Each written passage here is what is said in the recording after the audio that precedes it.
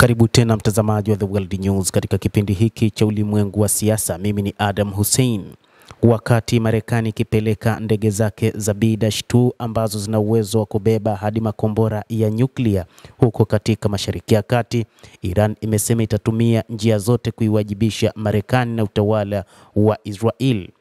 Katika kipindi hiki kumekuwa na mvutano wa maneno kati ya Marekani na Iran, licha ya kwamba kila mmoja kijinadi kwamba na uwezo wa mapambano. Lakini wakati huu Marekani, ambayo inafahamika kama taifa lenye nguvu duniani kivita, wakati huu limehamisha baadhi ya silaha zake, hasa makombora ya B-2 ambayo yamepelekwa katika eneo la Mashariki ya Kati.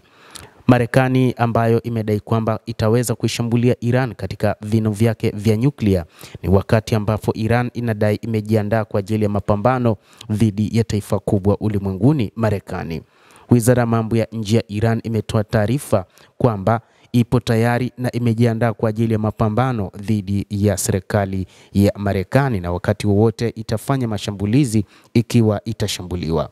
Iran imesema kamwe haitoweza kufanya shambulizi wakati huu ikiwa haitashambuliwa, lakini ikiwa Marekani itaanzisha shambulizi lolote, basi uwezekano wa kutumia kila aina ya mbinu na kila aina ya silaha waliokuwa nayo ni mkubwa sana.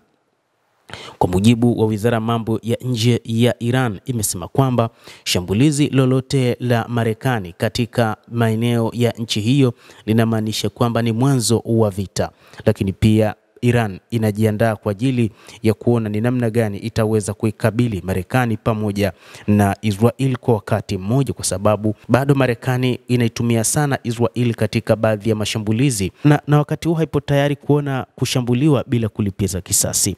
Kadhalika, wizara hiyo ya mambo ya nje imetoa taarifa kwamba kumbukumbu ya jinai iliyofanywa na Israel kushambulia ubalozi wa Iran mjini Damascus, na kutangaza kuwa jamhuri hiyo ya Iran imeazimia kutumia fursa na njia zote kutekeleza uadilifu wa kuiwajibisha Israel. Mnamo siku ya Jumatatu ya Aprili mosi mwaka uliopita, utawala wa Israel ulifanya shambulio la makombora kutoka katika eneo la minuko ya Golan ambayo inakaliwa kwa mabavu na Israel na kulenga jengo la ubalozi mdogo wa Iran mjini Damascus na kumuua Jenerali Mohammad Reza Zahedi pamoja na Jenerali Mohammad Haj Rahim na wenzao watano.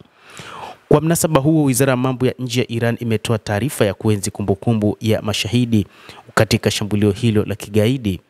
dhidi ya ubalozi wa Iran mjini Damascus, na kusisitiza kwamba kupita kwa muda hakutaweza katu kusahaulisha jinai hiyo na vitendo vingine vya kijinai vya utawala wa Israel dhidi ya taifa la Iran na mataifa ya eneo hilo. Taarifa hiyo imesema shambulio hilo la kijeshi la Israel dhidi ya ubalozi wa Jamhuri ya Kiislamu ya Iran huko Damascus lilikuwa ukiukwaji wa wazi wa kanuni za hati za Umoja wa Mataifa, hususan kanuni inayopiga marufuku utumiaji wa mabavu, na ni ukiukwaji mkubwa pia wa kisheria katika sheria za kimataifa, hususan mkataba wa mwaka 1961 na mahusiano ya kidiplomasia na mkataba wa mwaka 1973 unaohusu kuzuia na kutoa adhabu kwa makosa yanayofanywa dhidi ya wanaolindwa kimataifa.